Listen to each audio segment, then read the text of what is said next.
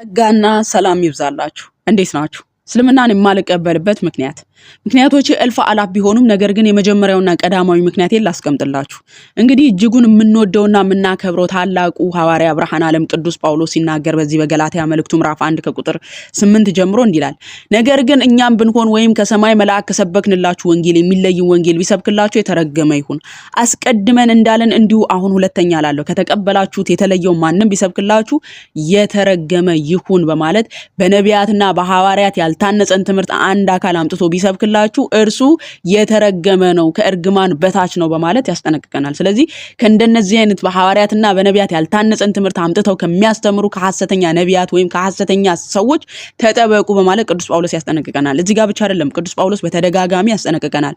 በዚህ በሁለተኛ ቆሮንቶስ ምዕራፍ 11 ቁጥር 14 ላይም እንዲህ ይላል፣ ይህም ድንቅ አይደለም፣ ሰይጣንም ራሱ የብርሃን መልአክ እንዲመስል ራሱን ይለውጣልና አለን። እንግዲህ አገልጋዮች ደግሞ የጽድቅን አገልጋዮች እንዲመስሉ ራሳቸውን ቢለውጡ ታላቅ ነገር አይደለም። አገልጋዮች የጽድቅ አገልጋይ መስለው ራሳቸውን ቢለውጡ አይግረማችሁ። ሰይጣን ራሱ ምን መስሎ ይመጣል ብሎናል? የብርሃን መልአክ መስሎ ሊያስት ሊያጭበረብር ሊላችሁ ይመጣልና አገልጋዮች የጽድቅ አገልጋይ መስለው ቢመጡ እንዳይገርማችሁ።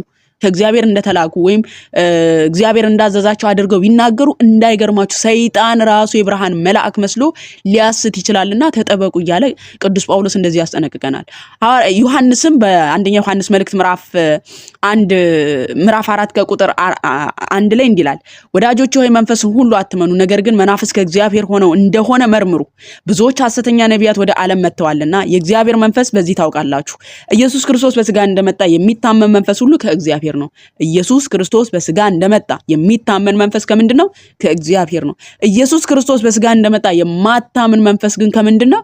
ከእግዚአብሔር አይደለም። ከእግዚአብሔር ካልሆነ ደግሞ ከምንድነው? ከዲያብሎስ ነው ማለት ነው። መሐመድ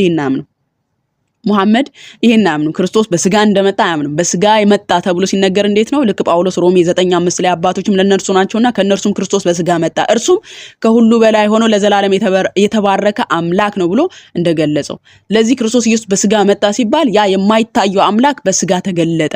ልክ አንደኛ ጢሞቴዎስ 3:16 ላይ እንደተናገረው በስጋ የተገለጠ፣ በመንፈስ የጸደቀ፣ በአሕዛብ የተሰበከ፣ በዓለም የታመነ፣ በመላእክት የታየ፣ በክብር ያረገ ብሎ እንደገለጸው ማለት ነው። በስጋ የተገለጠ አምላክ ነው ከስጋና ከደም ተካፈለ ተብሎ ያ የማይታየው አምላክ በሚታይ ስጋ የተገለጠ አምላክ መሆኑን እየገለጠልን ነው። ስለዚህ ክርስቶስ በስጋ እንደመጣ የማታምን መንፈስ ሲል ያ የማይታየው አምላክ በስጋ እንደመጣ የማያምን እርሱ ከእግዚአብሔር አይደለም። ከምንድነው? ከዲያብሎስ ነው። መሐመድ ይሄን አያምንም።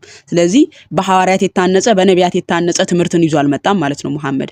እግዚአብሔር አምላካችንን በነቢያት ላይ ያደረ ከሐሰተኛ ነቢያት መጠበቅ እንዳለበት ሲናገር ትንቢተ ኤርምያስ ምዕራፍ 14 ከቁጥር 14 ላይ እንዲህ ይላል፣ እግዚአብሔርም እንዲህ አለኝ፣ ነቢያቱ ውሸት በስሜ ትንቢት ይናገራሉ፣ አላኳቸውም፣ አላዘዝኳቸውም፣ አልተናገርኳቸውም፣ የውሸትን ራእይ ሟርትንም ከንቱንም ነገር የልባቸውንም ሽንገላ ይሰብኳቸዋል። የልባቸውንም ሽንገላ ልክ ከአምላክ እንደተላኩ አድርገው በየዋህነት እናንተን ከመንገዳችሁ ሊያስቷችሁ ሽንገላቸውን ምን ይላሉ? በልባችሁ ላይ ዙፋናቸውን ዘርግተው ያስቷቸዋል ማለት ነው። ለዚህ አምላካችን እግዚአብሔር ምን እያለን ነው? የልባቸውን ሽንገላ እየነገሯችሁ ይሰብኳችኋል። ስለዚህ ተጠበቁ እያለን ነው አምላካችን እግዚአብሔር። እኔ አላኳቸውም፣ እነሱ ግን ምን ያደርጋሉ? ልክ ትንቢት ይናገራሉ፣ ከእግዚአብሔር እንደተላኩ አስመስለው እግዚአብሔር አምላክ ልኮናል ብለው ይናገራል። ግን አላኳቸውም፣ አላውቃቸውም እያለ አምላካችን እግዚአብሔር ከእንደነዚህ አይነት ሐሰተኛ ነቢያት መጠንቀቅ እንዳለብን ይነግረናል። ሙሴም እንዲሁ ሲናገር ኦሪት ዳግም 13 ላይ እንዲህ ይላል፣ በመካከልህም ነቢይ ወይም ህልም አላሚ ቢነሳ አለ። ምን አላሚ? ህልም አላሚ ቢነሳ ምልክትም ተአምራትን ቢሰጥ እንደነገረህም ምልክቱ ተአምራቱ ቢፈጸም፣ እንደው ተአምር ሰርቶ እንኳን ተአምሩ እውነት በአይን ብታየው እንኳን ልታምነው አይገባም። ህልም አልሞ እንኳን ህልሙ ቢሳካለ ልታምነው አይገባም እያለ ነው መጽሐፍ ቅዱስ። መሐመድ ከነ ተአምርም አልሰራም። ተአምር ቢሰራ ራሱ መሐመድ ተቀባይነት የሌለው ነብይ ነው፣ በሙሴ ትምህርት ደረጃ ማለት ነው። ምን ይላል? በመካከልህም ነብይ ወይም ህልም አላሚ ቢነሳ ምልክትም ተአምራትን ቢሰጥ እንደነገረህ ምልክቱ ተአምራቱ ቢፈጸም እርሱም ሄደን የማታውቃቸው ሌሎች አማልክት እንከተል እናምልካቸውን ቢል አምላካችሁን እግዚአብሔርን በፍጹም ልባችሁ በፍጹም ነፍሳችሁ ትወዱት እንደሆነ ያውቅ ዘንድ አምላካችሁ እግዚአብሔር ሊፈትናችሁ ነውና የዚያን ነብይ ቃል ወይም ያን ህልም አላሚ አትስማ።